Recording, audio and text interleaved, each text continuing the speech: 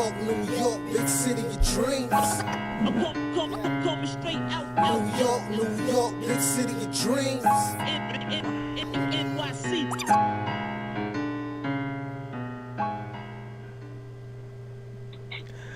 What's going on? This is JLS from Nick of Time Show here. Give you that Knicks talk just in a nick of time. And heartbreaker today. I really thought we had this one, Ryan, but the Knicks fall to the Brooklyn Paint Jobs.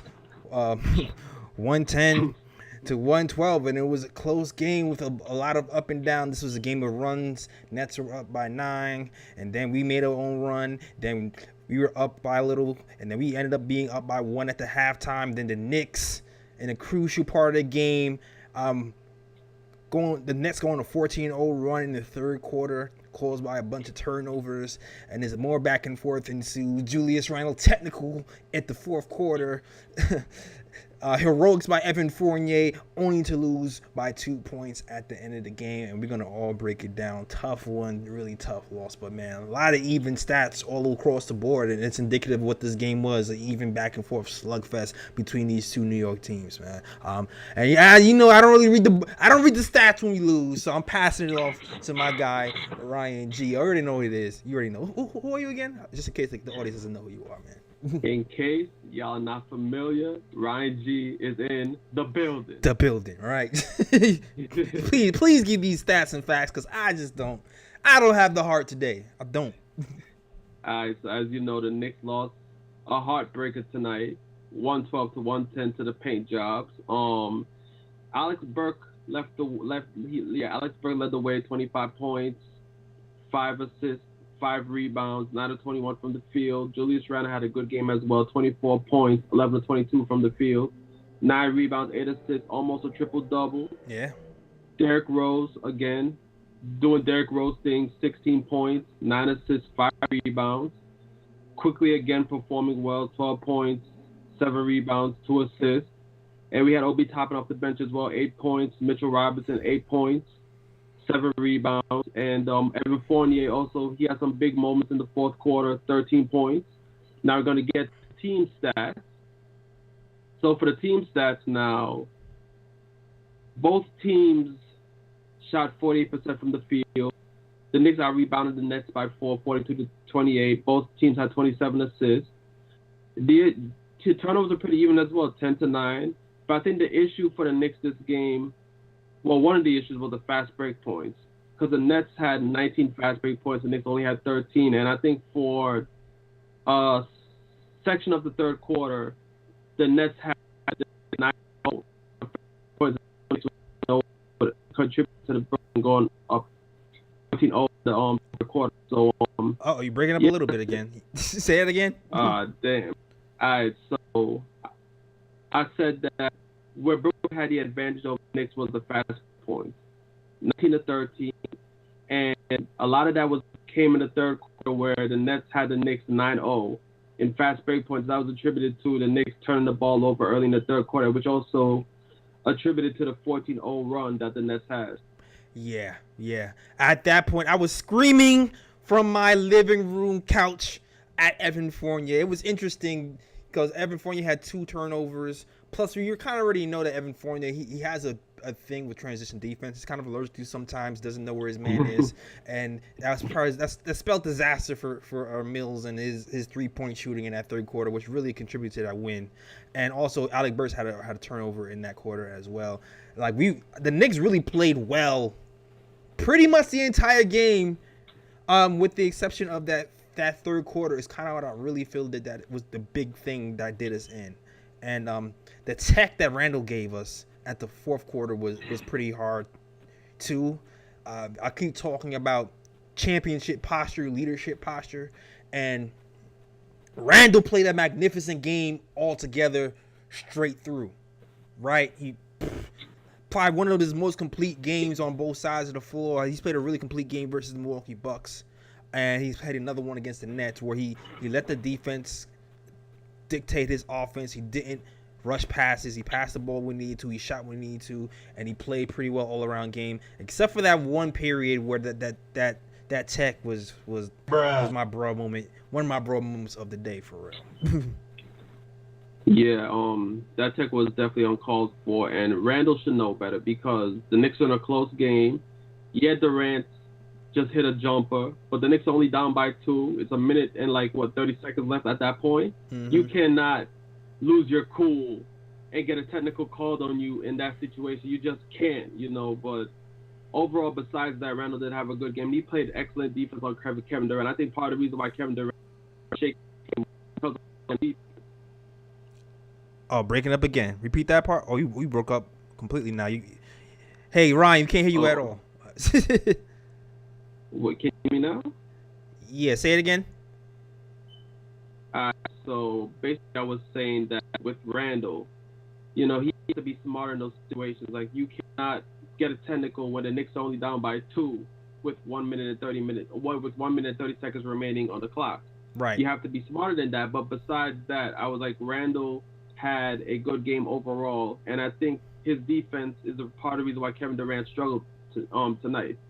Yeah, Randall for the first quarter especially really impressed me with the defense, and he had some steals, he had some blocks, he challenged Kevin Durant on his mid-range jumpers repeatedly. Even the shots that Kevin Durant hit in the fourth quarter were really toughly contested shots by Randall, handed in his grill. But what do you do? That's one of the best scorers in the NBA, even with bad Achilles coming back. He's just that skilled. But Randall gave him everything he had, to be honest with you, man. So, but despite the little tweaks he had in that fourth quarter with Tech, I really give Randall a lot of credit. But before I even talk more about Randall, the elephant in the room today has been, this is the second game in a row where we did not have Kemba Walker in this starting lineup. We read some stats yesterday, and it talked about Kemba off the bench. Knicks have the best defense in the league when Kemba is on the bench. 99 defensive rating. When Kemba's on the floor, we had the worst defense in the league at 116.3 defensive rating. Kemba off the floor, again, Knicks are ranked 9th in the league in offense with Kemba off the floor. And then when he's on the floor, we're 27th in offense. And today, Alec Burks starts with this New York Knicks team. How did you feel Alec Burks fared with his second start of the season as the Knicks leading point guard?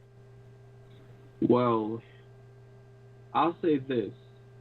If Burks continues to perform at the starting point guard position like he did against the Hawks, and then again tonight against the Nets, it's going to be really hard for Kemba to find his way back into the rotation, because I think Alec Burks did a pretty good job tonight, and he definitely provides better defense, which is what the Knicks need on the perimeter, because Knicks can't just have these guards just killing them all the time. And Burks definitely provides that extra, bigger body on the perimeter, and he's scoring. And it's really hard to complain about Alec Burks' game. Like, he's definitely playing good right now. Yeah, and I see Kanal Benoit says Burks is not a point guard. Burks isn't a pure point guard. We don't really have pure point guards here on his team, really. I guess maybe Derrick Rose might be the purest point guard. We do have guys here who can set people up and make plays.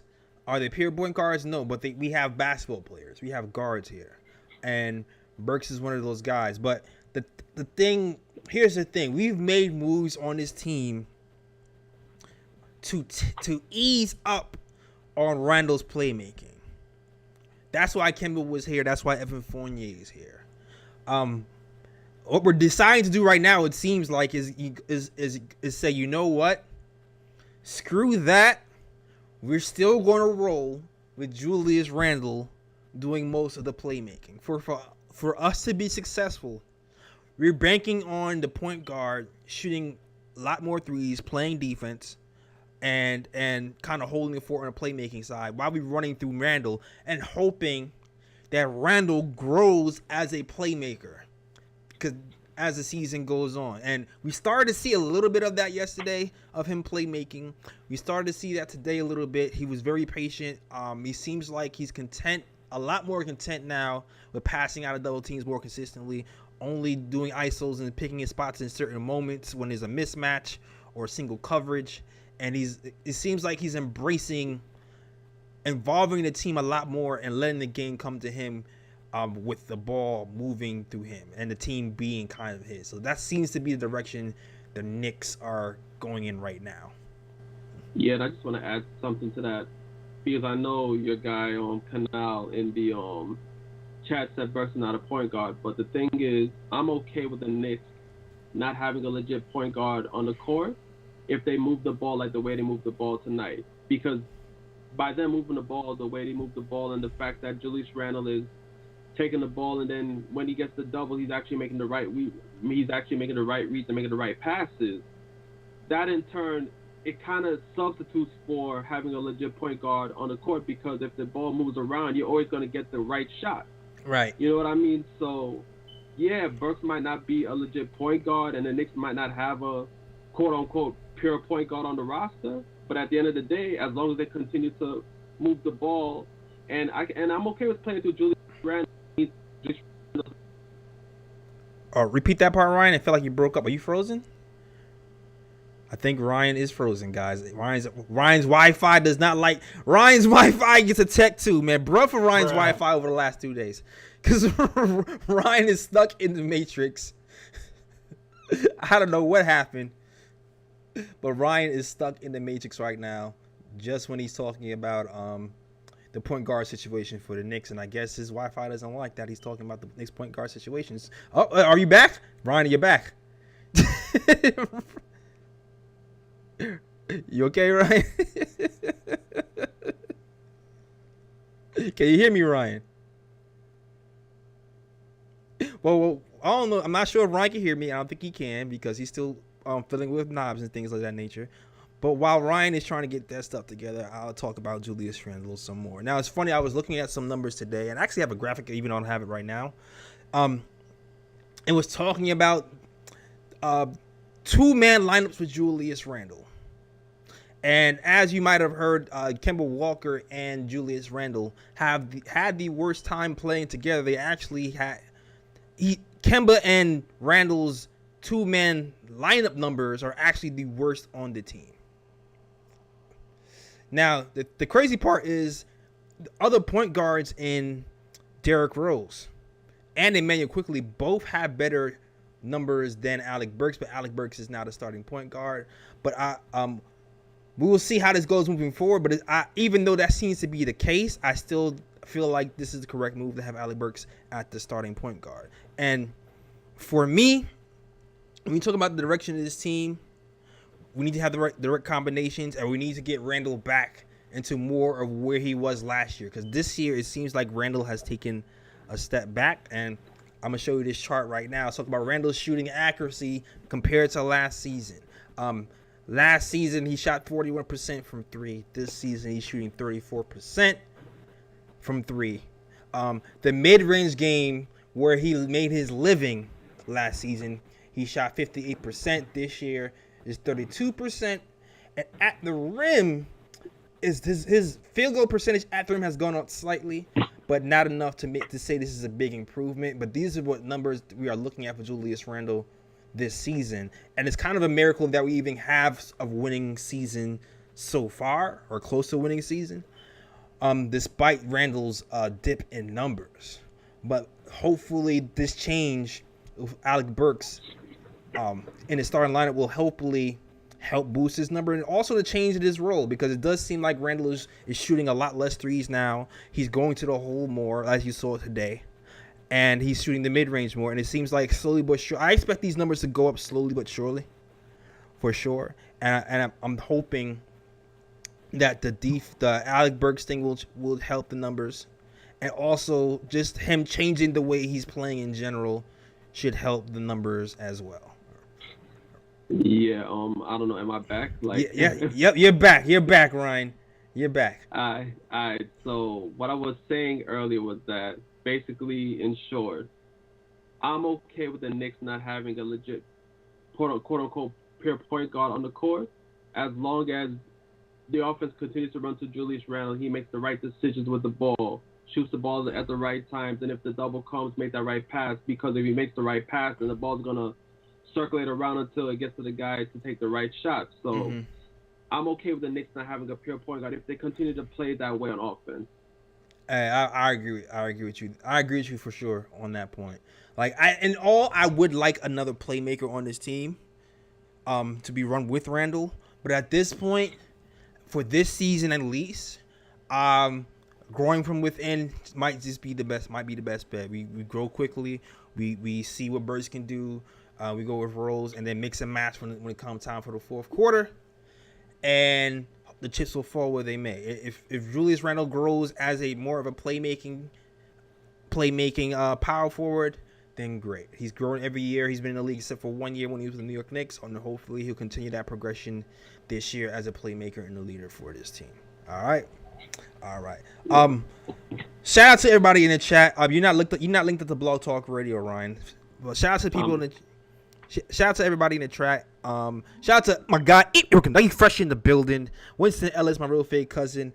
Mr. Rivera, Rafael Burgess, the greatest mod in the Knicks Nation, Fritz Alessandor, and everyone else who's rocking with the KOT show.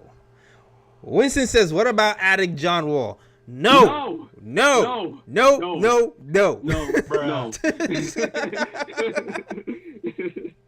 We're not adding John Wall. No. That man costs upwards of $40 million. We don't have the contracts to match that. I mean, I'm not trading half my team for John. No, exactly. I'm not doing it. Knicks are already over the cap as it is at the moment. For us to really trade for John Wall, we would have to give away a whole bunch of pieces to even get him here. I'm not. And then on top of that, John Wall is injury prone. On top of that, that's not a small move. That's not it. Okay, cool. Got you. And he said you're back on Blog Talk. All right. Yeah. All right, cool. All right, no problem. Somebody who's interesting to talk about today. I want to talk about Evan Fournier today because Evan Fournier was one of those guys who was maddening in the first few quarters. Third quarter, like I said, Patty Mills goes on a rampage. Evan Fournier is nowhere to be found. The coach calls timeout after RJ. He got sick. He's trying to play through his sickness. Actually had a pretty good game in his 3 minutes when he got sick. Grimes starts in the third quarter. Right? Grimes starts in the third quarter with Evan Fournier. And Evan Fournier messes up. Coach calls timeout and takes out Grimes. I don't get it. The game proceeds. Evan Fournier proceeds to mess up again. And then the coach finally takes out Evan Fournier. For me to be pissed, talking about, in my mind, I'm thinking, Fournier, you're the next up to be vanquished, to be banished at the bottom of the bench with Kemba Walker. That's exactly what I was thinking in that third quarter. If you keep playing the way he was playing. Lo and behold, fourth quarter comes, and he hits this miracle 3-point shot out of nowhere, man. What can you make of Evan Fournier's play today, Ryan? Well, I don't know what to think of this man. Well, Evan Fournier, like we said before, he's a player that he's not. We already know he's weak defensively. Let's just say that. We already know he's not a great defender. And we already know that he's a player that he needs to be set up to, get his offense going or whatever the case may be. But he also made plays, and he made turnovers instead of plays. But I'm sorry. Go ahead. Yeah, he did. But I mean, Fournier did mess up in that third quarter, but I feel like that was a team thing. Like, the Knicks just came out flat as hell, and the Nets just took advantage of that. And I think Fournier was one of the issues because I could point to like maybe a couple of plays in that, like the first few minutes of the third quarter where the Knicks were just all over the place. Like, I don't know what the Knicks were doing on defense. There were so many lanes open that the Nets just took advantage, and Patty must have hit like 2 quick threes open the third quarter, and the Nets were just on the break. They would turn over the ball. So to me, Evan Fournier messed up in that third quarter, but I feel like it was more of a team thing. Okay. And luckily, Thibs made the right substitutions, got some guys out the game. Like I said, unfortunately, he took Grimes out the game, took Fournier out the game. I think he put in Rose and was Quickly in there or Quickly of course comes in the fourth quarter, but even quickly, he's made some big shots, but he was having some bad moments in the fourth quarter as well, and I feel like some of his bad shot taking is starting to creep in over the last couple of games, and he's been really good at not taking the wrong shots for like a good 10, 12 game span, and it's starting to creep in a little bit for me. But yeah. But go ahead. I didn't mean to cut you off like that. No, all I was saying was that as much as Fournier is the target for the bad defense, at least for that third quarter span, I wouldn't just put it on Fournier. I would put that on the team because they just came out lazy on defense. A lot of guys were missing rotations, and the Nets just had a bunch of open threes. They had a bunch of second chance opportunities as well. That's why Harden came in for that dunk, right? Which I think put the Nets up by 12 at that point, and it was just poor effort all around for the Knicks. And I feel like if you have to point to a part in the game which probably cost the game for the Knicks tonight, it was those first few minutes within the third quarter. It definitely was the first few minutes in the third quarter. And that's the thing we were looking for when we have this first unit, man. We're trying to eliminate the third quarter of doom and eliminate the slow starts. Today, it was another good start from this first unit. We were in the thick of the game, even though we were down like a few points in the first quarter. But overall, did well. That third quarter, though, was something I did not want to see. That's something that should not happen again, and we need to shorten that up if we really want to be taken seriously as a team. I will say the pro for this game a little bit. It seems like, I see the chat mentioning Nerlens Noel. Right? Yeah. Nerlens Noel, because Nerlens Noel has been struggling. He only played 18 minutes today. Right? But what I did like about this game was there was a pivotal point where I gave it to Tom because Tom did not panic. There was a point where the second unit got this team back in the game at around the fourth quarter, third to fourth quarter, to the point where the Nets, Steve Nash calls timeout and brings back Harden and brings back KD. And what does Tom do? Tom leaves in the second unit.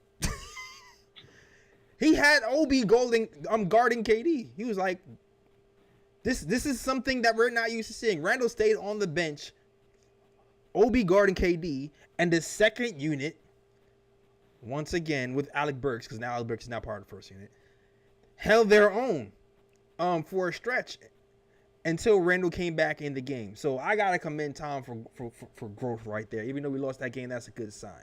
Only popping still 11 minutes. 11 minutes a day. He didn't have a particularly great game because they crowded him on the three, and he didn't really get the lobs he did. But he was definitely instrumental in a spurt in that second quarter. But I know some people kind of clamoring to have Obi play some more minutes with Noel playing rough today for sure. Yeah, thing with Obi is, I think the reason why he only got 11 minutes this game is he wasn't really that effective against the Nets, to be honest about it. So I was okay with Thibs only playing him for 11 minutes. Noel wasn't really effective against the Nets as well tonight. Him getting 18 minutes, but overall I feel like Thibs did a pretty good job of his rotation tonight. Like, I really don't have an issue with what Thibs did with the substitutions. Absolutely. Okay. All right, yo. First caller up. I see we got two callers in the chat. First caller up. You already know what the deal is. Let your name, where you're from, and tell us what you think about this game tonight. Hey, what's up, fellas? This is Big Reaper from New Jersey. First time, long time, I think people say. Yeah, man. So, with today's game, I guess I want to start off with some positives. Honestly, looking at Julius over the last couple of weeks, he's progressed a lot in terms of like his offense. He's gotten rid of basically all the dribbling crossovers and then taking a long 18-footer. Mm-hmm. So he's because that's like he just wastes so much energy doing it, and he misses it so often. So why take it? And then the other thing he was doing too early in the season that I noticed, after he noticed his offense wasn't going, he started obviously trying to get his teammates, try to focus more on his teammates. But then a lot of what he was doing that I didn't like is like, let's say he's on one side with like, Fournier, and he kind of feels the double team coming. He'll spray the ball so hard to Fournier, but Fournier is only like maybe 5 feet away or less, and he's throwing that ball so hard, and it's like, I don't know if that's a great pass, because it's like, it's like, imagine like a ball, somebody's like, you're only 5 foot away, and somebody throws the ball really hard at you, Right. and you need to catch it and shoot it. So it's like, and then I noticed he kind of got rid of that. He's not doing that as much. So he's progressed quite a bit. He's improving his offense a lot. Yeah. And also he's, attacking the rim a lot more because, that's a strength for him. If he can clean up, obviously, losing the ball, like, turning the ball over when he gets in the lane, that'd be great. But I've seen a lot of improvements from Julius, actually. Even when, I know a lot of people have been, like, really on him and, like, he hasn't been playing great. But I've really noticed that he's been really just trying to figure the offense out and, like, not trying not to force it too much, trying to get everyone involved. And in terms of today's game, I thought he did a pretty good job. Defense was, wasn't, for a lot of guys, wasn't all that great today. I think a lot of players struggled on the defensive end, but, he had to guard KD, right? So Right. it's like, that's not that easy. But the whole game was pretty interesting. I'm glad, like, Kemba, it's good that he's no longer, starting. It's definitely good for the team. I figured, like, I knew it was going to happen. I've always said Tibbs don't care. Like, at some point, he doesn't care if you're, like, New York City's favorite son. It's not like he wants to win. And so, at some point, he's going to, like, make that move. And the other one is, like, honestly, the only reason, this is probably crazy speculation. The only reason I can think they're giving Evan Fournier so much minutes is, like, maybe they're trying to build up a straight value because it's like, dude just doesn't work. It's like, he's like, we were really killing Kemba a lot. Like, he's just as bad as Kemba on defense. Oh, in my opinion, he's just really bad. It's like, he can't do anything. He can't keep his man in front of him. Like, James Harden has struggled this whole year shooting the ball. He saw Evan Fournier right in front of him, and, like, he drops, 32, 34 points in us today? I mean, that was more Burks, though. That was, I was just going to say that wasn't really Fournier, though, because the Nets took advantage of the pick and roll with Aldridge, and then Mitch was switched on Harden a lot of those times as well, and that's where Harden took advantage. And Harden either got a three-pointer out of it, drove to the basket, or Aldridge got an easy pick and pop. So, I mean, I wouldn't really put that on Fournier. That was just them using pick and roll to their advantage with Harden. Yeah, I blame Fournier for Patty Mills, and I blame him for third. I blame him for Patty Mills in the third. So I'll definitely give that to you. It's just I saw, like, a few plays where Fournier was guarding him, and it was just like, he was just hopeless. But maybe those were, like, the few times I noticed that. And you guys know, like, Nerlens Noel, although he's a pretty solid, like, rim defender. I've never been a huge fan of Nerlens, and I've always said it even last year because, like, he doesn't keep drivers out of the paint, and he doesn't rebound very well. And it's like it's night and day when Mitch is in the game and when Noel is in the game. I think everyone kind of falls in love with Noel because he'll get that key block towards the end of the game. Mm-hmm. But I just always kind of feel like, I mean, he's a good defender, but I just always feel like he just doesn't keep the drivers, like, penetrators out the way Mitch can. And then he doesn't rebound very well at all, It really depends on the matchup. It really depends on. I feel like the last few games, Noel has been, was kind of been a little off. That first week Noel is back, I thought he made, like, a huge difference in our defense, to be honest with you. These last few games, though, he's kind of disappeared and has not been as effective for me anyway. Yeah. Mm. Well, he did just come back again, so maybe, he needs a little more time. But I don't know. For me, it's just like I just don't, I think he's great for a backup. I'm not going to complain. For a backup, you're right. That's actually really good. So I shouldn't even really complain about it. But it's, I thought it was a pretty, solid game by the team, trying to be positive about it. There's, some good things about the game. Manny quickly still looks like our best, perimeter defender, which is really good. Mm-hmm. Obi Toppin is playing really good defense as well. Burks today kind of struggled a little bit on the defensive end. Yeah. So we'll see what happens in the future. But it's definitely, you got to say it is better than Kemba. I'll tell you that much. Yeah. Because, I don't think we would have been competitive. Right. Like, it was James Harden, so I gave him a little bit of slack. Also, the foul calls were kind of weird too today. I feel like in the first quarter, they was giving first and second quarters, they're giving James a lot of foul calls that were a little questionable to me. To be honest with you. Yeah. But I thought Alec Burks had a better defensive second half than the first half. Especially, it was like a key block in that third quarter that was kind of leading to that third back that I feel like he did a really good job at.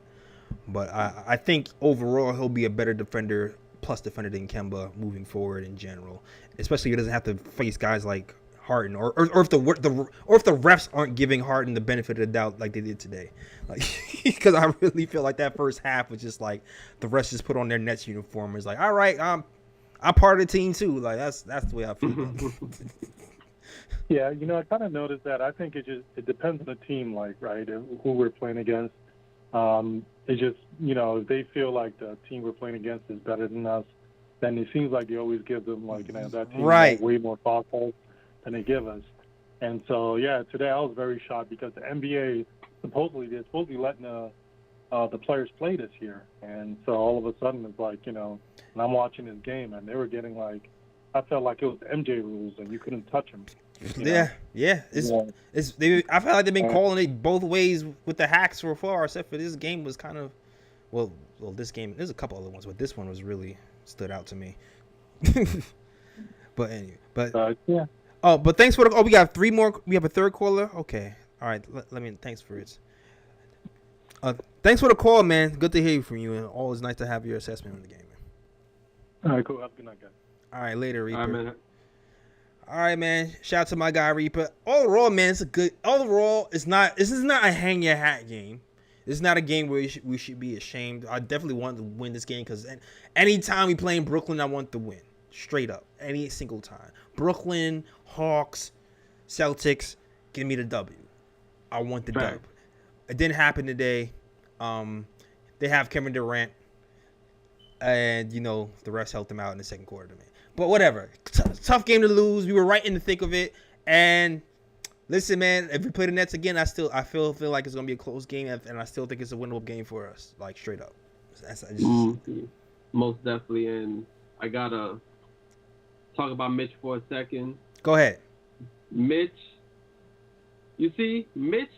has played well. He's definitely improved in the foul department. But that situation late in the game, Mitch should have known, don't reach down. Just keep your hands up.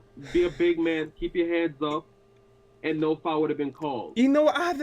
I kind of see it differently, man. I want it. To me, the guy initiated the contact. To me, like he didn't even jump. He was kind of like he was putting his hands up, and as he's putting his hands up, the man drove into him. That's what I saw. But I understand you're not gonna get that call as a defender in Barclays Center with the tight game with the refs playing the whistle. That's the way I saw it, though. But yeah, but I'm just saying though, Mitch left reasonable doubt because it's like if you're gonna really try to swipe the ball out of the guy's hand, if you're not clean with that swipe, that foul's gonna get called, regardless of the facts. So it's like Mitch should have just went up, and I don't know why he didn't just went up and just alter the shot. Like in that situation, it's like, okay, if you shoot over me, you get it in. All right, kudos to you. It is what it is. But Mitch, with his length, like he should know by now. Just put your arms up, go up straight, let him shoot over you. I'm pretty sure it would have been a different outcome if he did that. Yeah, man. I guess. I guess. What do you guys say? Do you guys think Mitch fouled that man at the end of the quarter? Let me know. But next caller up, let us know what your name is and where you're from, and what do you think about this game? Hello, y'all hear me? Yep. Yes, sir. Yeah, we can hear you loud and clear. All right, cool. Yeah, my name is Mario, man. I'm from Jamaica. Grew up in Brooklyn. But I live in Atlanta right now, man, and I coach high school basketball. Oh, that's what's up. Welcome to first time caller, Mario. Thanks for calling in. No problem. First time call about a long time listening. I've been listening to y'all when y'all draft KP. That's how long I've been listening. Oh wow, okay, Oh, all wow, right. yeah. Gunshots for that. Long time listening, man. I just came from practice right now with the kids, and my biggest problem with New York and especially with Randall is, like, I also train kids how to catch and shoot and stuff like that. And Randall, he holds the ball too long, man. That's my biggest problem with Randall. Like, Right. Randall's he could be a great player, but I don't know. I think the trainers need to, like, do something, man, because he has the potential to be great, but every time he catches the ball, he got a jab, look. And then another thing, too, he be waiting for the defender to push up on him. He has an open shot, and he literally just waits for the defender to come up on him to make some moves. Like, shoot the ball, man. Yeah. You know what I'm saying? And real talk, though, I think Tibbs, we lost this game because of Tibbs, man. That's how I feel. Oh, why do you say that?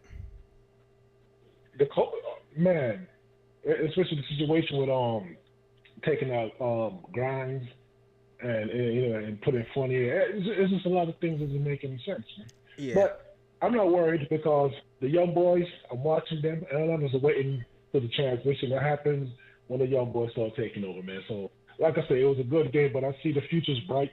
So I'm chilling. You know what I'm saying? I feel you, man. Yeah, these young boys are making us feel good about this game right now. Quickly's coming along, Obi's coming along, so we have the future to look forward to for sure, man.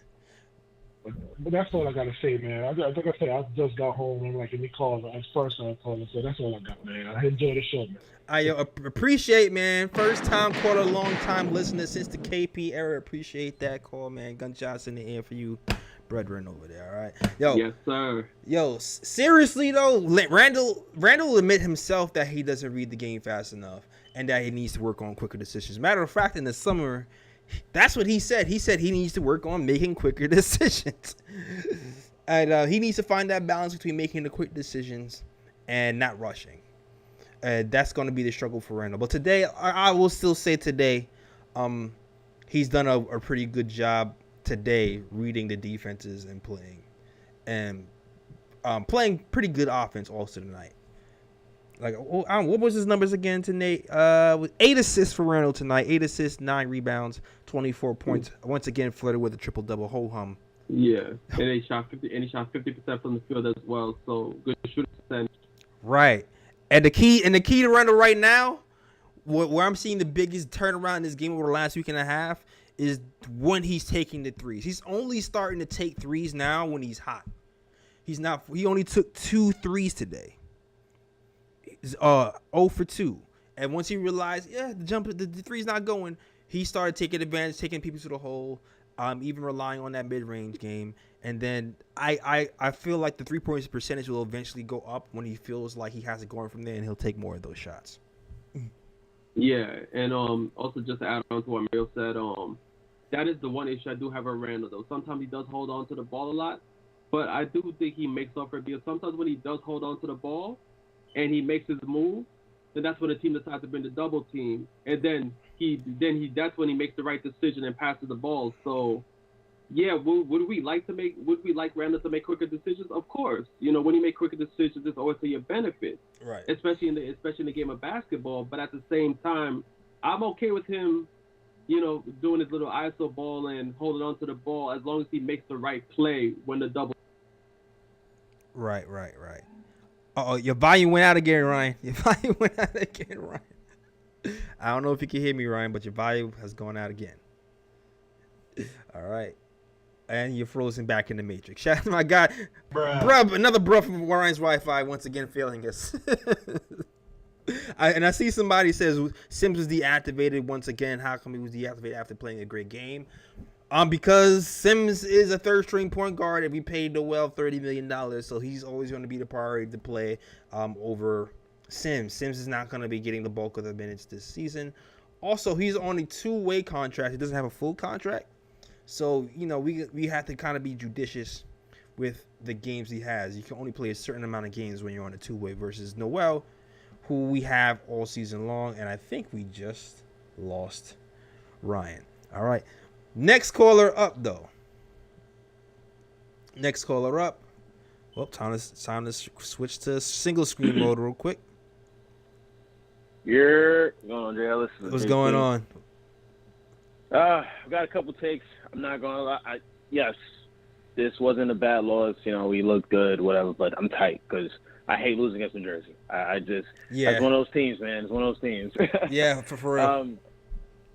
Yeah, but definitely I could see and salute to the brethren who called before, that when you say, like, one of the things that Tibbs could have done is when the Nets went on that third quarter, when they went on that run, that he could have, injected the second unit.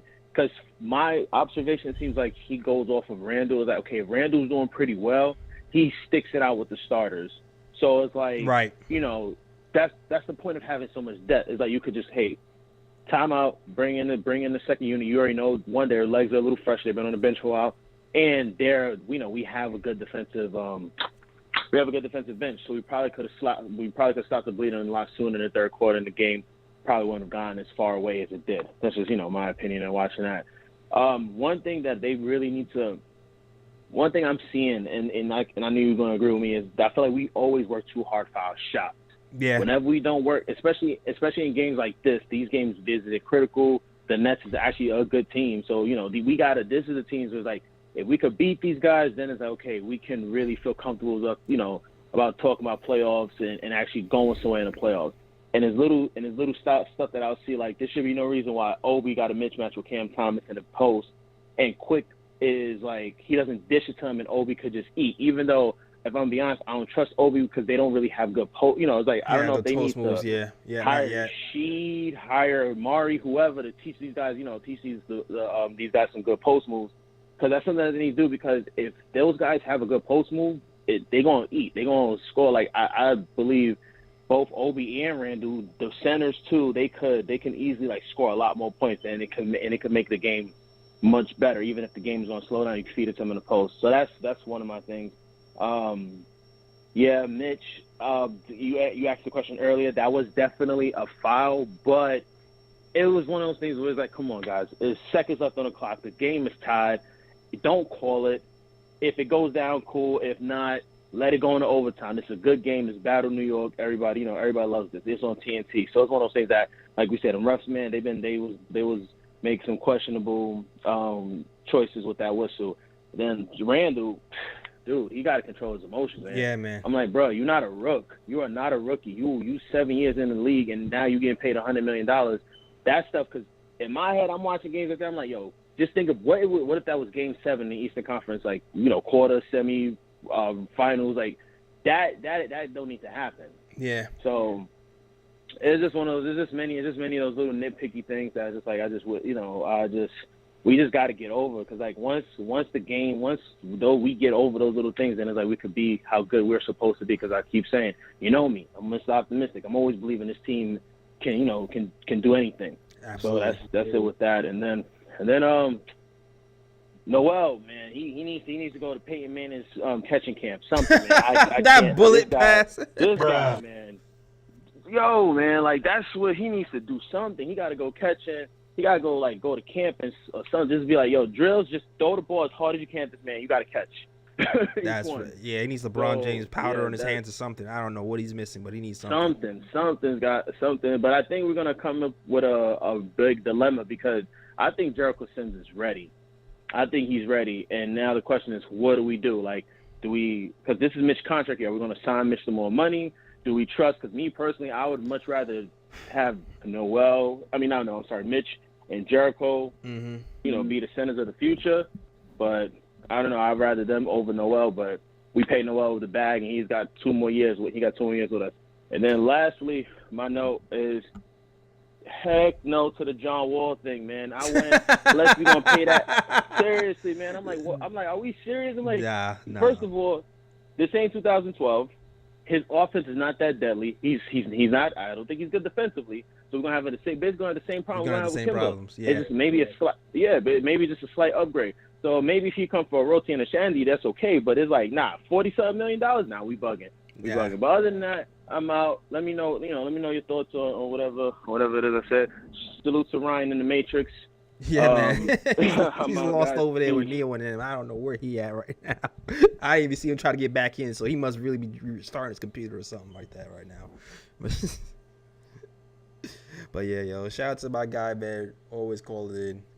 He touched on a lot.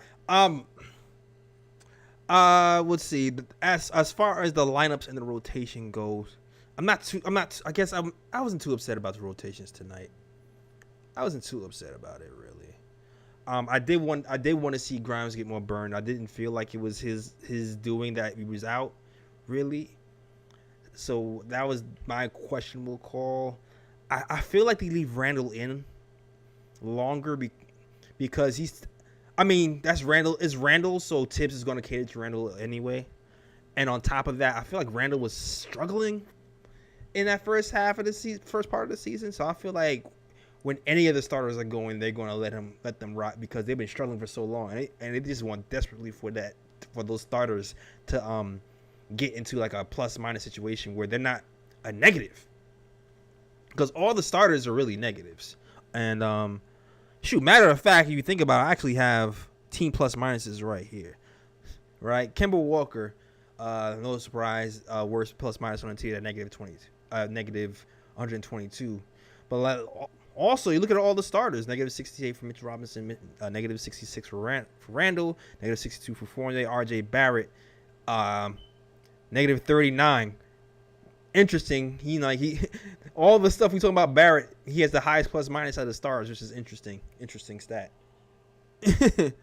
But yeah, like that might be a lot of reason why when the starters are going, they're just gonna run with it at this point more than usual, just because they want those guys to get going. Especially Randall, and Fournier especially. And Fournier has come on a lot better lately, even though he had a weird game today where he missed a lot of shots and hit some big ones at the end.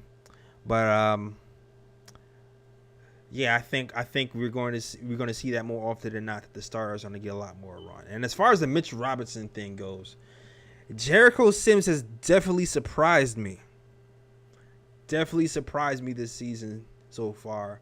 The last game in particular, I feel like he's taken a step in the right direction as far as activity level, as far as him being in the right places on the court, because it seems he's not getting those whistles that he was getting in the beginning because he hasn't rotated correctly. You haven't seen that from Tibbs. So I mean, the good Mitch is the that's the guy where we're gonna have to look at, man. That how much money is he gonna command coming into next season? Is it going to be too much? Or are we going to have to make a decision to move either Mitch or Noel or one and sign Sims? That might be something to definitely look at.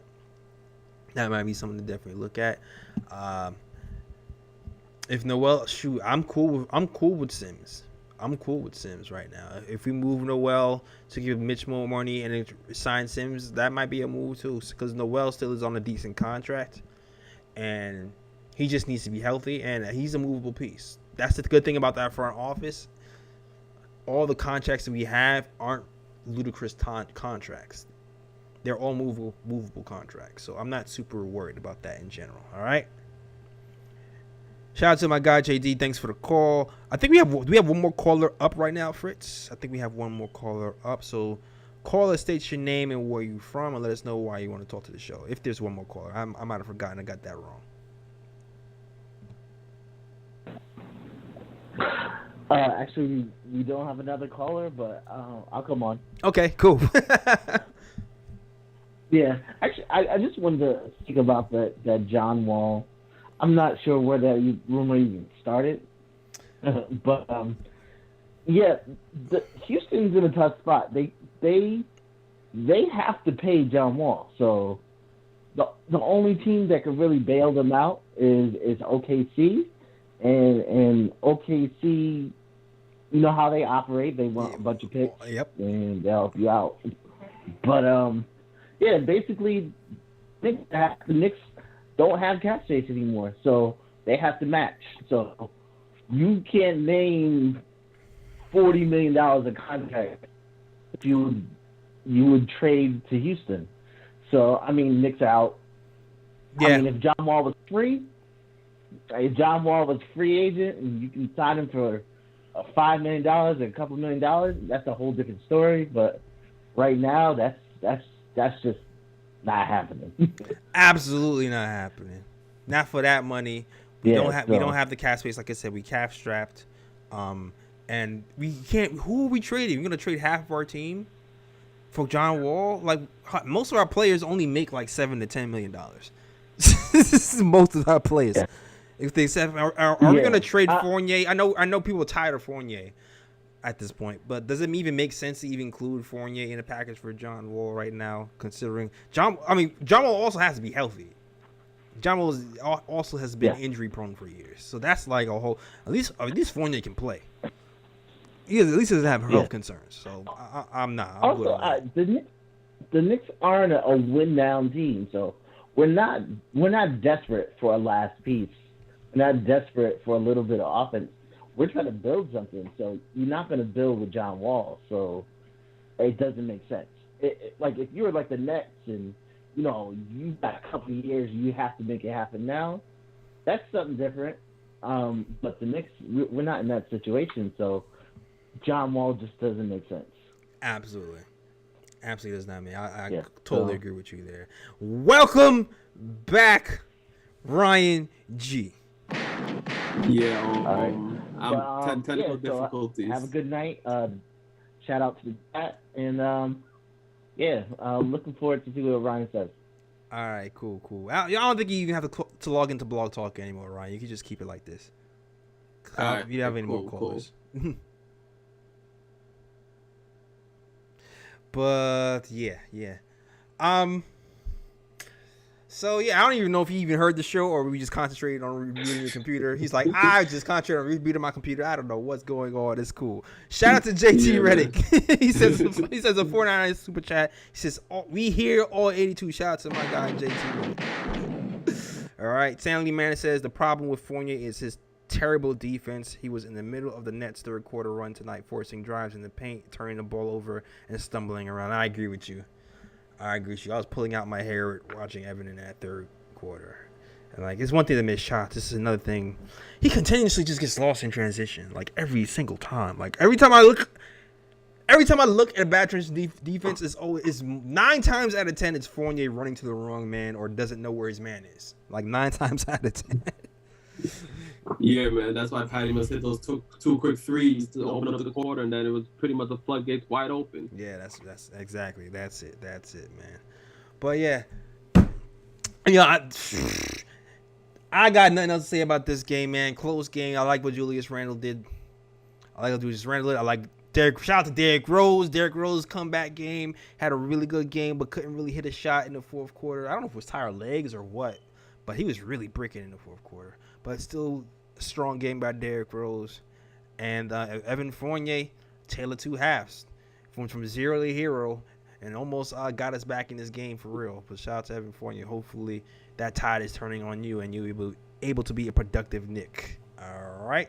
Oohs and bruhs. I have a bruh, actually. Bruh. Oohs and bruhs. Well, you know what, the bruh, I know what bruh you're going to probably say, so I'm probably going to keep that bruh to you, but the one bruh I do want to say is Nerlens Noel, because my guy stayed with the Butterfingers, because Obi Toppin gave him a nice pass. Yeah. I don't even think the pass was that hard. It was just it was a quick pass, but it wasn't that hard.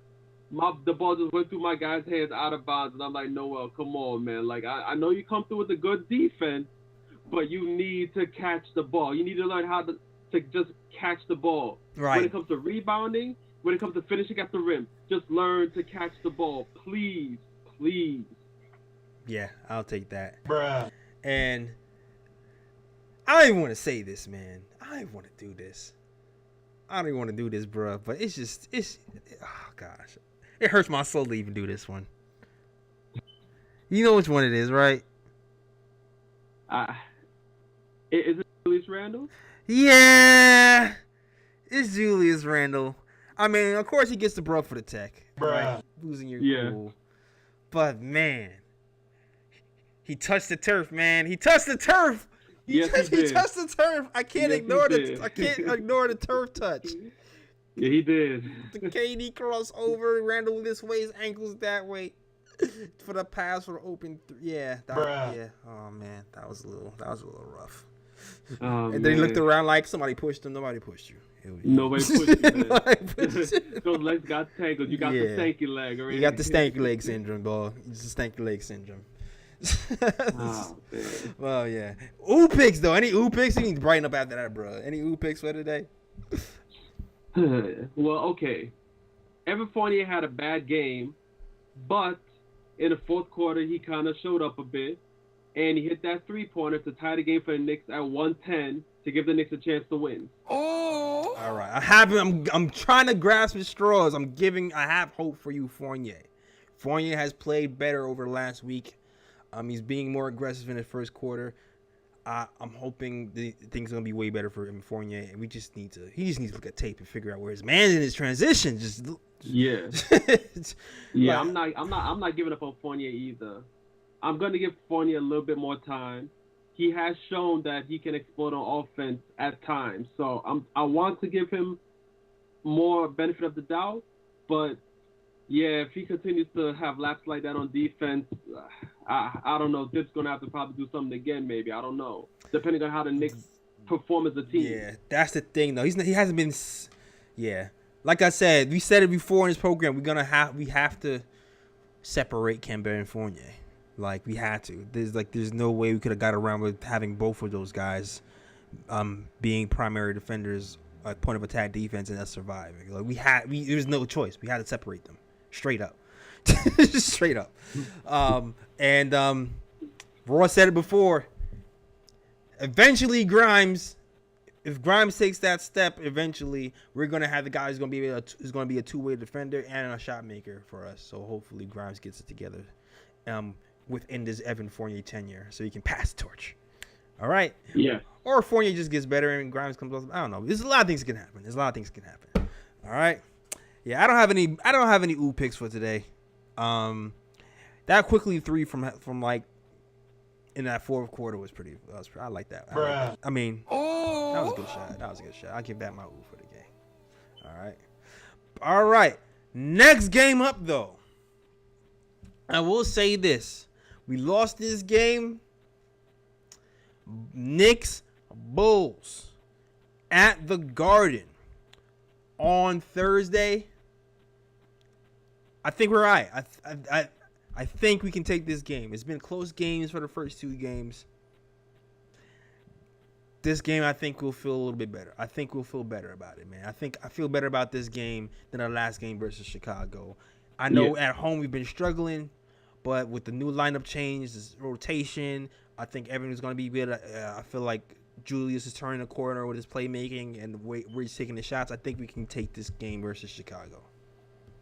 Yeah, I believe so as well. The Knicks have played the Bulls pretty well this season, and the Knicks match up well with the Bulls also. So with the new lineup, the Knicks should have a strong chance to win that game. Absolutely. The Bulls, yeah. And like I said before, I still think this team is better than we've shown, and that lineup change has shaken us up, and the improved defense is going to show. It's going to show eventually, and Randall's shooting is going to come back to life. I can see it. I can see it coming. I can start to see the numbers starting to trend up. All right, now we just need RJ to do the same. All right. Facts. And before we go, once a Knick, always a Knick in the chat. Also blame Reggie Miller for this loss, and I agree because this man Reggie Miller wanted to go to damn James Harden before the word. That was the talk to this guy and make this guy come out and drop 34 on us. Bruh. This is the thing, man. This is why, bruh. Can we have can we stop having Reggie Miller call Knicks games? That's what I'm saying. Be like, this man should not be doing no type of Knicks games whatsoever. None. Like, ridiculous. I don't understand it. I don't understand. Why are you giving him pep talks? Why? This guy hates us for real. This guy really hates us. Even when he likes us, he hates us, man. Like, it's never ending. It's never ending. Man. But, yeah. If I could just not listen to Reggie Miller do a show for the rest of my life, I would not miss it at all. Whatever. But yeah, man. Woo. That is our show. Yeah, you know what? You can find us at the KOT Show Yeah, you can find us at the KT Show on Twitter, the Nick of Time Show on Instagram, the nickoftimeshow.com on is where you can get your KOT snapbacks in blue and orange and black and white. You can also find our blogs there as well at nickoftimeshow.com. All right, so definitely check us out there. And Ryan, let them know where they can find you, sir. You can find me on Instagram at Sergio Chillin. That's SRGCHILLIN. I forgot. My fault. I messed up. That's fine. It's my mess up. And you can find me on Twitter at RyanGKOT. And I'm going to make sure I get my MacBook to Apple immediately because my MacBook is going through some issues. And I think that's probably the reason why my audio's been messed up and everything. So, okay. Yeah. All right. That's what's up. So, get that MacBook checked out. And Yes, I'm not sure if you'll be here Thursday. But you be here Thursday? Wait, Knicks Bulls Thursday. I'll come back to you on that. I'm not 100% sure yet. All right, cool. Yeah. But I will definitely be back here Thursday talking Knicks basketball with you guys. So shout out to you guys. That is our show. Last shout out to Tell Alejandro. Everybody else is right. Tell Alejandro Fritz. Lucky Fresh in the building. Shout out to JT Riddick for holding us down with the super chat. Shout out to once Nick, always a Nick, who's definitely had the flamethrower Reggie Miller. He gets that, bro. And everybody else was rocking with the KT show. Shout out to my real fake cousin. And yeah, that is our show. And as always, Shout out the Worldwide West. Everywhere we go, we leave a worldwide mess. it's a mess out here, all right? That is our show. We are out of here. Peace.